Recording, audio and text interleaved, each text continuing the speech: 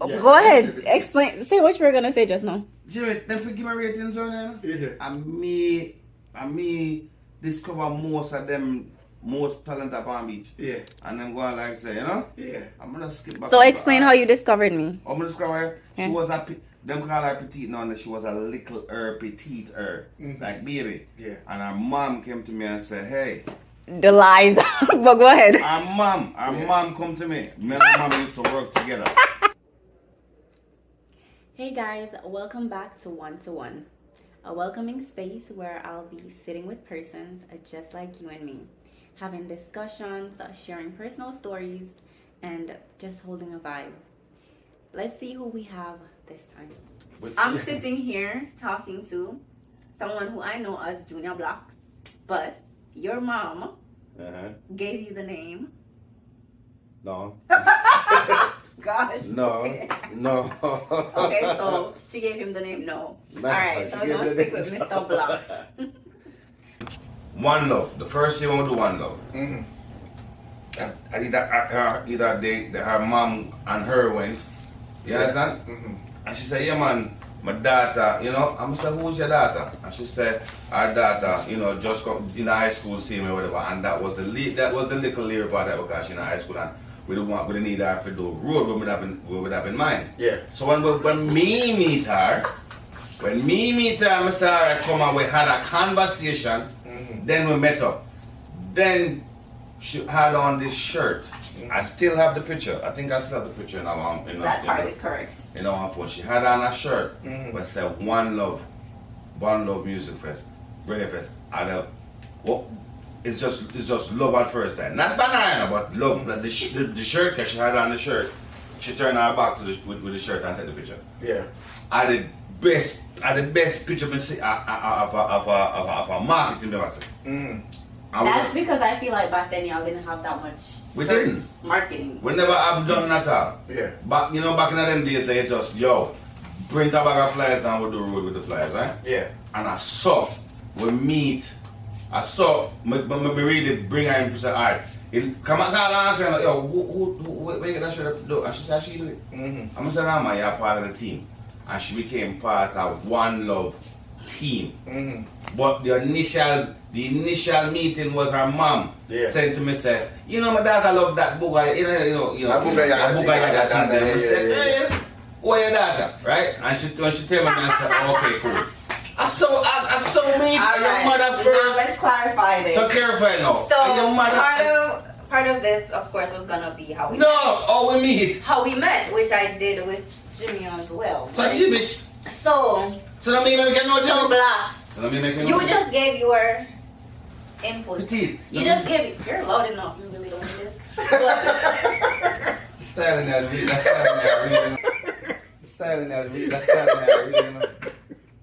You just gave your input.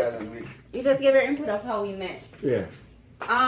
Initially, I was gonna ask you how we met and see if you could remember, but since you're so strong about how it really happened. Okay. We met twice. Okay. Well, we met twice. So yes, time. You worked with my mom. Right. I volunteered there. Right. I volunteered there. Good job. I met you once or twice. I also met other persons who worked there or whatever and was more familiar with them than you. I didn't see you that often based on where you worked. Right. But I knew you were a cool person or whatever. So you're from... So I wasn't as... Yeah. I met your other family members who also worked there. Jackie them, okay. All right. Yeah. So you used to and I was cool with them because I liked them. Well, I mean, I'm not saying I didn't like you. I'm just saying I saw them more. I understand when I get enough credit. Yeah, I understand when I get... I saw them more and I... Yeah, because I'm a female. Interacted with them more and I liked them.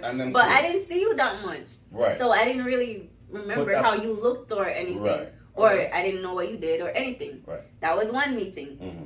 I volunteered there probably over the summer or whatever. Maybe the next year or next 2 years. I don't know. I was the type of person who loved music. Right. And I also kind of took initiative when I see something that I want or want to get involved in. Right. So what happened was I saw a flyer that had Ding Dong on it. Right. That was You completely left that out. So I looked at the flyer. I picked up the number on the flyer. I called it. and I spoke to you. And I said, I like Ding Dong. Right. And I said, I how can I get involved? What can I do? Because I want to be involved, because I want to meet him and all of that. And you were like, well, you can help with like social media promotion and stuff like that. Right. So that was that. Then I made the shirt and I posted it. Yes. We didn't meet until the day of the event. Correct. And then when I was with my parents. Yes. And then you were like, That's your daughter? Yes. But we had already met before. Right, so it was like a second meeting, but we didn't know. It's like a second first meeting. Yeah. Them time the Ding Dong young fish and green. And I still love him anyway. But Ding Dong never had song them time. About 2 or 3 hot song them time. Right? Okay. So then my phone ring and it's like, hey, how I can get involved because I like Ding Dong. So I say, so I just show you like. You like Ding Dong. Yes, like Ding Dong. So I say, okay, cool, because at the time we had zero media. Yeah. We had zero marketing, zero media. All we know like back in the days is, we had the road and we had flyers, the bleaching at night and the whole 9 yards. That's all we know. And then here comes social media. Mm-hmm. So I say, all right, cool, do the thing. And then she got hard. When I say she got hard, Virgin, I mean, well impressive hard. Till the partner at the time, Beast Concept, I said to me, yo, who that person I got hard? Mm-hmm. Yeah. And I said, yo, this is girl named Trishman, right? I would just take her. I would just take her under the wing. You hear what he called me? Trish. I'm from Trish. I'm from Trish. And from them time there, because we're so used to calling her Petite. Mm-hmm. I mean, I said, we'll finally meet her. I said, I could be that little. Yes, I've been petite. Them well petite. Yeah. And the name just stick. Yeah. Right? But from them time, them know say, yo, that girl have potential to do that media thing here and go hard. Now you see why I wanted you to be the first talk or the first interview. Oh, because I mean, boss said, okay, that's so good. You were the first person who I linked with in this, in the entertainment scene in Palm Beach. Right. Someone call intern now at that. Back then, she was doing. Yeah. Because then we was like the trial. We was the guinea pig. Yeah. But she did a great job. Again, we had a guinea pig again. But she did a great job. And I say, Beast Concept did see it and said, boy, that girl go hard. Bring her up on the team.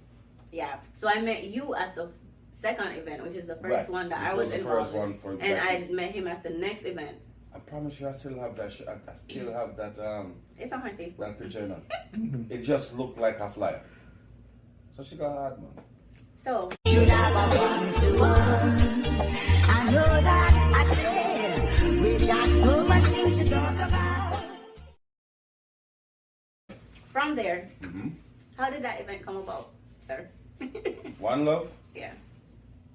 We Palm Beach was just missing something. Palm Beach is missing an event for Carl. Back then we used to go down. Everything is straight go down Miami. And then I had some friends that them come as far as Orlando, Tampa, even New York. I said, hey yo, we are drive down to go Best of the Best. It was Best of the Best, yeah. So Best of the Best down in Miami, Carnival down in Miami. I think Igloo was just coming about, those type of events. And we said, all right, how we do at Palm Beach is keep dance, and we really wanted to put Palm Beach on the map. Yes, we had Jerk Fest, right? But then Jerk Fest was pretty much about the food, pretty much about the food, and just and give you some entertainment in between. So we wanted to do something huge, like on the same level as Best of the Best. And I don't know what it was. I sat on one day and say, hey, man, name that thing One Love. One Love Music Fest. I was gonna ask you that, like, where it came from. I mean, the name is perfect. The name was unique. It was unique. The name was unique, right? Because later on we get a phone call and pretty much said we couldn't use the name anymore. But the name the name just come by. I think one morning I drive and the music started playing. And at the same time, at the time, I didn't just want to keep a show but segregate everybody. I wanted everybody for media. Mm-hmm. No matter what genre, no matter what color, we just want everybody for that. So we just decided to call it One Love. So I call my partner at time, Beast Concept, and say, hey, you want to do a show? Just random, you want to do a show at Palm Beach? You want to do a show? And him love them type of things, and just say, yeah, we could do a show. And that was it. We'll make the link. We couldn't find a venue for the longest. The longest we couldn't find no venue until we get a link over South Florida Fairgrounds. And that's where it was And for that's where the first it was 2 years. for the first 3 years. Actually, the three times it was kept at South Florida Fairgrounds. Okay. Yeah. And did it not go any further because of the name situation or other stuff? No, it was a few things, but mainly the last one that we kept. I had a partner in Jamaica that he was taking care of the Jamaica side for me, and he's been helping. He was part of the original, plan on the show, because I used to do an event called Mixarama. Mixarama was an idea that I got from Nico Bam Bam, and we know him as Bada General, we know him as Fraggy from back then.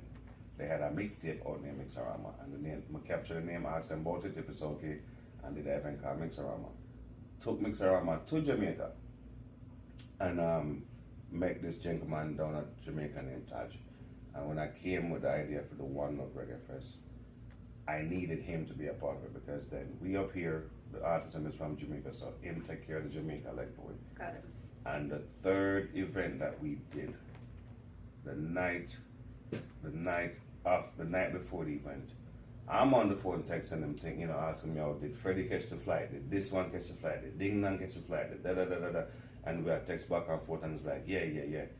And that was about 10 o'clock, and about 12:30, I was driving with, never forget, Freddie daughter, and my phone ring, and a film phone called me. I'm answering for them, I say, everything good, me hear her crying over the phone, and somebody said him just dead. Wow. And I said, what do you mean him just dead? He died of, apparently he was texting me from the hospital.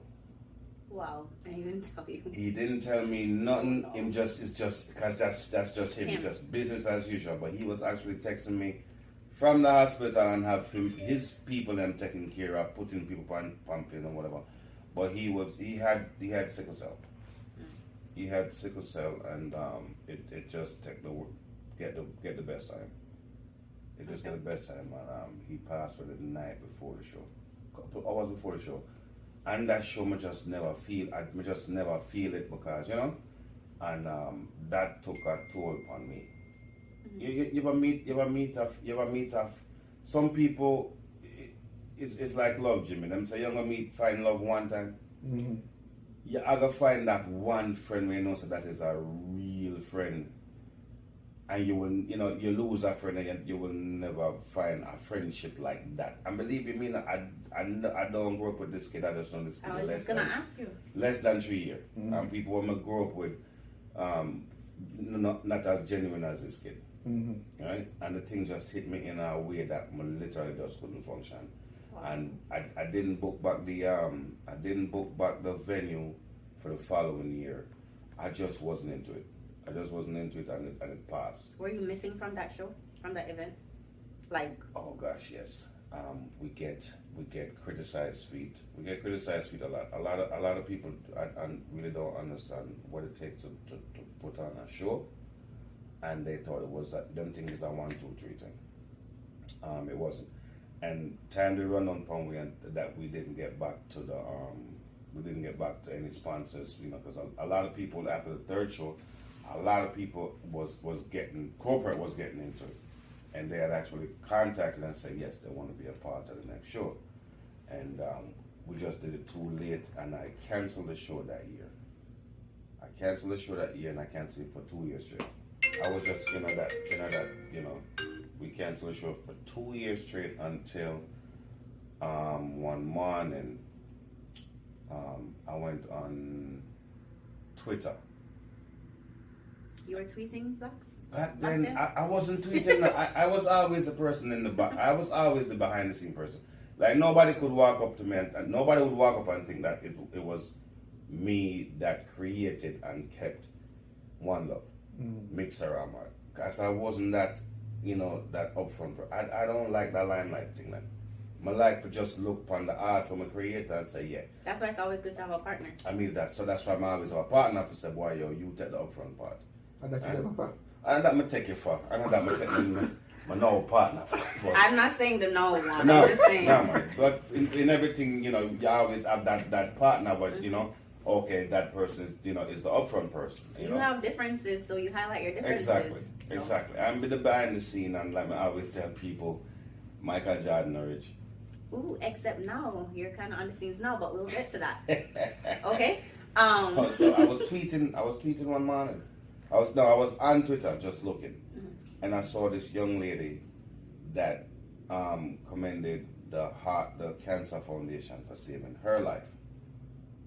And when I flew down to Jamaica for find out what happened with this kid, and they actually told me that, pretty much he come to the hospital and he didn't have a bed. They didn't have a room to put him in because he didn't have a bed. And that hit me more than anything else because I say, when I tell me some friend lose his life because he never have a bed. And I swear on vow said not one more picnic in Jamaica got dead because they didn't have a bed. I swear upon that, right? So, I was just thinking always how for fun Jamaica to get some money to go down to buy some things, and then I saw this Sounds thing. like something else was born. Yeah, so I saw this girl saying, the Cancer Society saved her life. And it gave me an idea like, okay, how can I get to save a life? How can I save a life? Because I feel I could have saved this bird. I don't know why I take it up on my answer. I think if the bird tell me say I'm sick, I could have moved him from the hospital with me there and send him up to St. Andrew. Just if I could have done something, I say, all right, what I can do? I'm going to say, I'm going to keep an event for sickle cell and just donate everything. I don't want nothing off, I just want to donate everything to them. And then of course I have to think about a name. And for whatever reason I said, wait a minute, I said cancer for cure, I said country for cure, I said hip hop for cure, I said this for cure, that for cure. Let me search and see if anybody will keep a reggae event for a cure. Nobody. Okay. And I just grabbed the name and said, all right, I'll be the first to do this. And that's how Reggae for Cure came about. All right, so from One Love to Reggae for Cure. From One Love to Reggae for Cure. And when can we, well, first of all. When can we expect? All right, good question. I wasn't going to go there yet. No. Okay, yes, go ahead. No, good question because guess what? When we did the first Reggae for Cure, believe it or not, a simple name as a powerful name as that, a lot of people never believe in it until them come out and actually see the crowd. Now, thankfully, the artists that I had on the first show, they either had somebody in their family affected by sickle cell, or they actually have it, or have someone pass by. So the first show they went all out and give a good show for the first show. So then the second show, everybody was looking forward to it. But then, of course, here comes COVID. Anti-COVID. Here comes anti-COVID. And, of course, it's very hard to find a venue in our West Palm because the thing, not that it all grew Wellington, but it was getting to that point. So we had to find somewhere fast to move the venue. And that year, here comes COVID because we had the flyers out, and I was bringing back both shows actually. One Love, and Reggae for Cure. But I wanted to make we with the station here, we wanted a charity show to just give back. And then we wanted that other show for just entertainment now to the fullest, to the highest speed. So I actually changed the name slightly. Okay. And call it One Love Music Fest. Okay. In that way, if we have an artist, because wherever it doesn't have to just fall under just the Caribbean, the reggae umbrella, just music in general. Got it. So that was the plan until COVID came out. So we can look forward to both of those events coming back. Yes. Next year. Absolutely. Hopefully. No, they both in planning. Okay. it brought the, you know, I again, like I said, corporate wanted to be a part of it, and I reached out to a few of them, and they already agreed. Okay. So that's in the making. It's just us now to put it in play. You know, it's funny, you know, I always ask artists, on the start, you know, and I never really quite get answer on me start. Mm-hmm. And it's weird now because I did not come from a family of music, or some people say that I'm a musician background. You know, Jamaica is just, you better go to school. Mm-hmm. You know, so I guess going to school and meeting up with other friends who them love the music, you know, because everybody can tell it. I start in our classroom, them I do that beat pan something there and man a DJ and whatever. So, you know, I just some my get for like it. However, my parents leave and come on foreign. So, you know, parents leave and it's like, yeah man, freedom, you broke out, whatever. So every little pan where you used to in your house, I hear the music and you reach at them party, man. And it's just me, you know, me going to party while other people are enjoying themselves. I just always go by the DJ booth just to watch, because you see how the crowd react, and you want to know who I make the crowd react. So you go to the DJ booth and stand up and watch. And at the time, I had a friend, DJ Snow. He was playing one of the biggest sound in Jamaica at the time. And every Sunday night up with this Sunday night thing where, you know, everybody, you want to meet somebody, you find them down there. I used to go there and just sit up and watch, right? And I can't remember the first time Stone Love come out of here. And from Stone Love, literally, no matter what Stone Love they play, you know, in a town, we'll go. New Year's Eve party, you find this part Stone Love play, it's black, and why I can't always remember that dude named Rory. Just all the brethren do the art, and while everybody I watch dance or who I dance, me just up a DJ who says, and I'm gonna say, yo, one day I'm gonna make the crowd move like this. One day. Right? And so back then we had, you know, they look at you in the neighborhood, so we just pretend like so we're the song. So back then you had tape, lad. May I show my age. But then you have tape, you know, so you have a tape they can. You go town and buy the hottest party we keep, and you know you play it in the neighborhood. So we used to do clash. You have your tape deck, me have my tape deck, and we just clash with tape. Just clash with tape. Wow.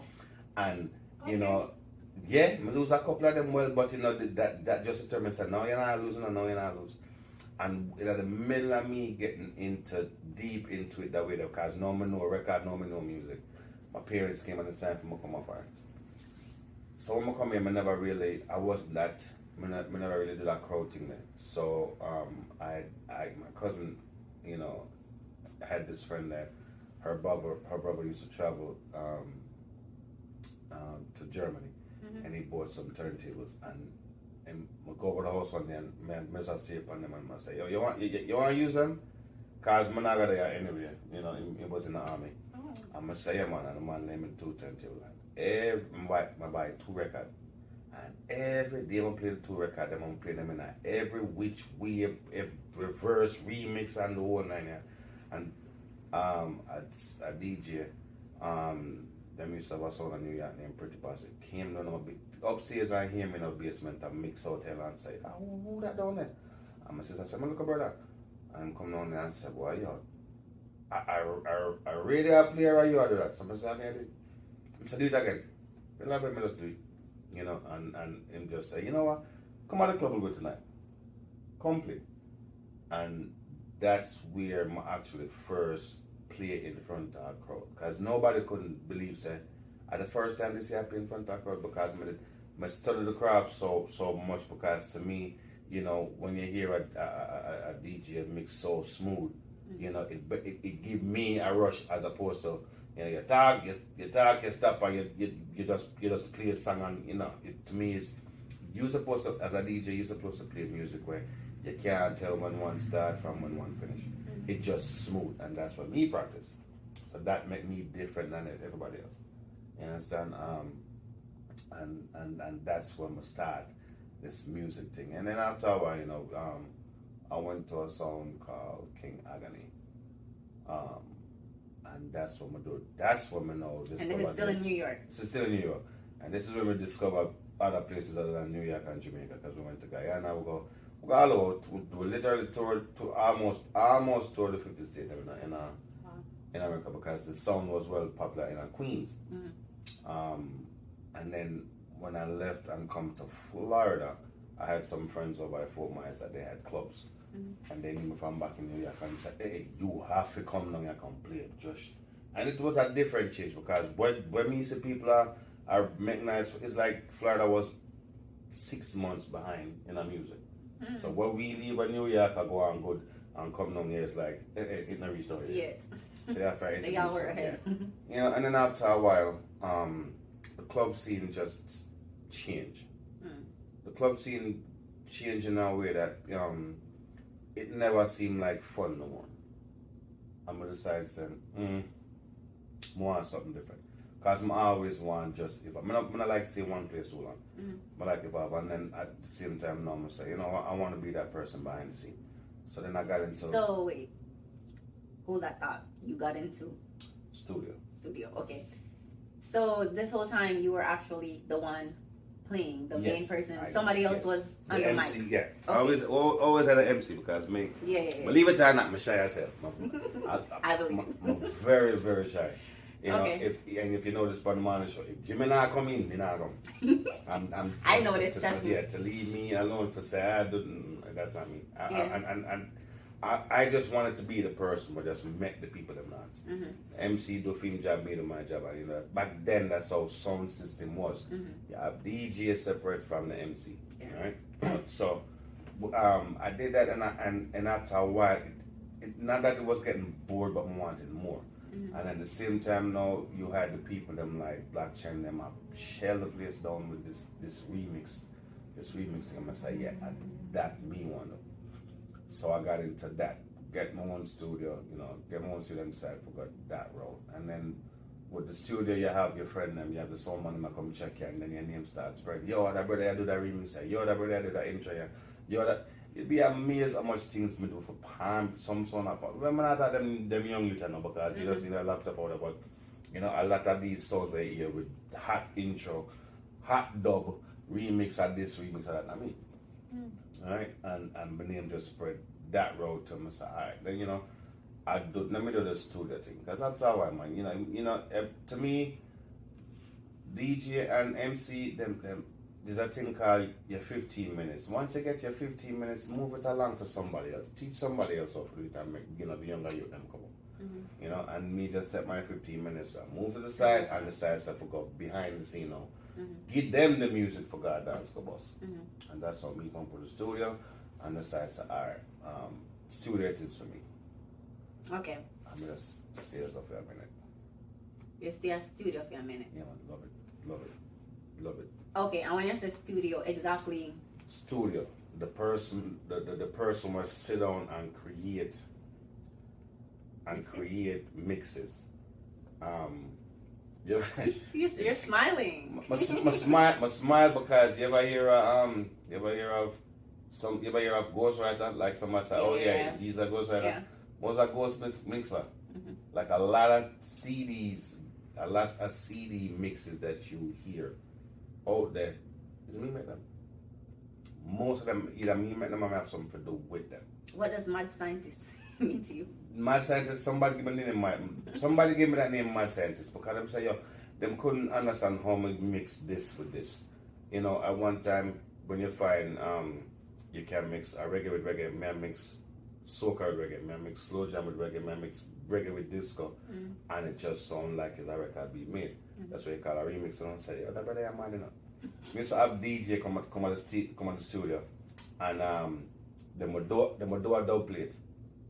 And an hour later, me still fix it. Like, no man, that yes and so. You know, hear that and I'm like, brother, it sound good. And I said, nah man, it not sound good, man. It missing something. Oh God, you saw people fed up with me like, it sound good. Just give me. I'm like, no. Because with them not understand that, you're going to always have somebody out there where I criticize. I said, that not sound good. And then next thing I will bet that. Yeah, man, at the Rasta Road, and it's like, we're not going to have in place. So my thing was, if it not close to perfect, it not up on the road. Mm-hmm. So when you hear a mix and somebody said, because I never really used to put my name on mixes, mixed by me. I don't need that. I don't need the hype. Mm-hmm. But when you hear a mix and a man say, "Yo, this mix solid," then me feel good. I'm gonna say somebody else going to come. I kid you not. There's a if you can think of how long Cooler Fest been out, right? Mm-hmm. The first people start me up until today and say, so that first CD that mix that you put that when I put out for Cooler Fest, I still play them after this day. I played it for years. I'm no selector, but actually take that CD and make playlists for going to a party, go play off at that CD. Wow. And it was just something different, man. So, just expand the brain and come outside at the now. Mm-hmm. And as a DJ, you as a DJ and an MC, you have to introduce the people to certain things. Me right now, I'm change that because believe me, I don't understand half of them young artists are going with no song. Me leave that up now. Like I would get somebody right now. Any young you would say to myself, why more learn how to be a producer behind the scenes studio. Mm-hmm. Then me get the hype again with that. And then only using the young brain now and put to what me and show now and make something new. Got it. Because then new artists and me not understand half of them saying. I guess that's a hit. That's what's happening now. No. But you're willing to teach and train teach them and... just because you have to know the fundamentals Mm-hmm. before you even you have to know the fundamentals before you even know how to go out there for rock and roll. I have a female DJ around me right now that my take up as a mentor. Would say I mentor her, and the minute she learned the full foundation, and no DJ in a Palm Beach for support. Mm-hmm. And I'm part of the mentorship is for teach her to just stay humble, but your skill, because you can pull raw talent. You can pull raw talent and then just curve them the right way, how for Mm-hmm. use some talent. And I'm telling you, if this girl learned the fundamentals are the history of music, ain't nobody can stop her. Wow. I'm like that. I'm not, again, I'm gonna tell you, the upfront thing is not me. Mm-hmm. Like when somebody upfront, Mm-hmm. I'm gonna say, I have something to do with that person. And that's important too for the young persons coming up to learn the fundamentals. A lot of young persons, including the new artists and stuff, That's don't what I think understand that or know that, Yeah. or think they need that. So, I think that's what I'm lacking. I think sometimes copying somebody is good, Mm-hmm. but you gotta know where that person that you come from, learn how to do that. Mm-hmm. And the ones that were willing to take the teaching, I have no problem for stop them and come show them and teach them anything with them need. But the one them hype, well, not because I've seen many DJs will come hype and then less than 6 months them drop off. You don't hear about both of them. But you have the one them are humble and willing to learn, Mm-hmm. and them names still at all. All right, let's take it back a little bit. How old were you? No. In the basement when you first, In the basement. Okay, when you were practicing or playing or doing your thing in the basement, when the person heard you and you played out for the first time, do you remember around how old that was? I was 17. Really? You're still a teenager? Fresh out for the boat at Jamaica. I came up to June and it was summer break because we didn't start back school till September, and it was in July the person came down the basement and got it's what I play. I was 17. Wow. And back then, 17 year got club in New York. Yeah. Guys were back in this, but yeah, I remember it like it was yesterday. Okay. It was 17. Don't ask me the first time I got dance because. I'm not going to stop. No man, it's funny Oh. The first time me got dance, the people in me actually sitting a dance is still around now and still a whole lot crowd. The first dance I got to was again Stone Love them. Mm-hmm. Right? No, my friend used to you have a guy in Jamaica. It's him actually tell me how musical. Him name Crazy Chris. Anybody ask me, brother, well you know this thing from my always call like him name Crazy Chris. Because when I say him love me love music like how him love music, it's true. Mr. Hurricane gone to Jamaica and this man about to pull out every strand of ear because he can't get to hear or play music. And him show me the fundamentals. If you he's on, and all of us involved now with the radio station. Stone of Rory. I remember watching this little Canadian kid and the man voice sound like a grown man, and everybody know if Stone ever play right now, the first person asks you about Rory I play. Yeah, you I know? heard of him. Yeah, and Sky Juice. Everybody know Sky Juice. Tonto Metro them was on the sound them time there, and them man that me actually watch and come up and say, yo, and just watching the crowd is like, want. This is what I do. When everybody had tried on football and and everything like for everybody, I'm just saying music, I wanted this. Could I tell my parents that? This is and it's the story of every Jamaican. No, you can't tell your parents and say you want to do music. You mad? That boy got music as some call it. So that's a question. So that's basically as soon as you came to America, you went right into that. When you were in Jamaica, I mean, you started liking it. Right. I was just a fan of music. So did you have anything else that you had in mind to become, how they always say? Oh yeah. No. The priority is, to me, everybody have a plan B. The music was my plan B. My plan A was, no, Virgin, you go to school, you pass the subject, you migrate to foreign. I always love accounting. Mm-hmm. I love accounting, I love tech stuff, I love, techie stuff, pull things apart and put it together. And at that time, computers was just coming around. Mm-hmm. When I want to it was computers was just coming around. If you ask people about the internet, you had from the dial-up days. From dial-up days to one call high speed now, and we had dial-up. But back then you have to join line to go up on the internet. Mm-hmm. Technically. Yeah. Right? And I discovered a love for technology, so that's what I was going to school for. But then, any small break when I get, just music. And then after a while, I think I in college,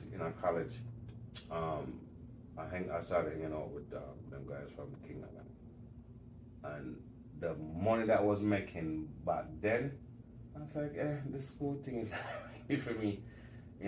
Back then DJs was getting $1,500 to $2,000 a night. Right? And they had a book out from Wednesday, Thursday, Friday, Saturday, Sunday, Monday morning we driving back. Extended weekend. Yeah. I lived in a hotel for about 3 years. For about 3 years, hanging out with these guys, I lived in a hotel for about 3 years. I leave my house Wednesday evening, I'm gonna see my house back again till Monday morning. And Monday morning, I leave from club. The last stop was Pennsylvania, and the truck and everything used to drop me at school Monday morning. Mm-hmm. And then I go sleep Tuesday and Wednesday, gone back on the road again. And just think about it back then, I'm talking about in 94, between 95, 96, 97. You're talking about $1,500 a year. That's a lot of money. Per night. Mm-hmm. Me not need school. What school I go? So we never finished.